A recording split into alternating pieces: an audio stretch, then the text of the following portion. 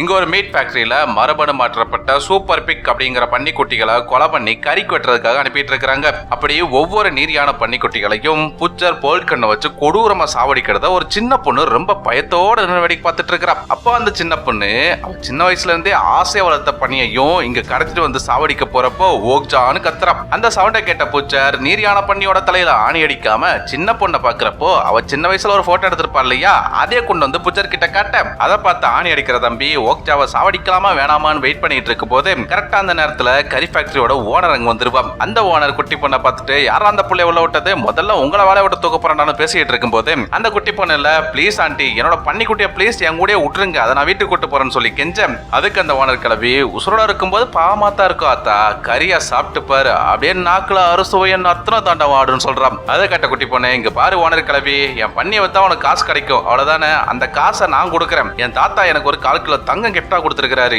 இந்த தங்க பன்னி சிலையை நீ வச்சுக்கிட்டு என்னோட ஓக்ஜாவை எனக்கே திருப்பி கொடுத்துருன்னு சொல்றான். அப்ப குட்டி பொண்ணு அந்த தங்க பன்னிக்குட்டி சிலையை அப்படியே தூக்கி வீச அதை எடுத்த ஓனர் கிளவி நைஸா கடிச்சு பாக்குறா அது ஒரிஜினலா இல்லையான்னு. ஒரிஜினல் கன்ஃபார்ம் ஆனதுக்கு அப்புறம் ஒரு பன்னி மேல உனக்கு இம்புட்டு பாசமா, உன் பாசத்துக்கு நான் தலை வணங்குறேன், ஆனா இந்த கோல்ட வச்சு நான் ஒன்னும் பெருசா கோட்டையெல்லாம் கட்ட போறது கிடையாது, உன் பாசத்துக்காக உன் பன்னியை நான் ரிலீஸ் பண்ற சொல்றேன்னு சொல்லிட்டு டாய் அந்த பன்னியை ரிலீஸ் பண்ணி தொலைங்கிறான்னு சொல்ல அவனுங்களை ரிலீஸ் பண்ணி விடுறானுங்க. வேகமா குட்டி பொண்ணு போய் ஓக்ஜாவை கட்டி பிடிச்சுக்கிறான். இதே நம்மளா இருந்தா என்ன பண்ணிருப்போம், பன்னி குட்டியாவது கழுத குட்டியாவது தங்க வைக்கிற வலைக்கு தங்கம் தாண்டா முக்கியம், தங்கத்தை சேஃப்டி பண்ணிருப்போம், பாவம் பொழைக்க தெரியாத புள்ள போல.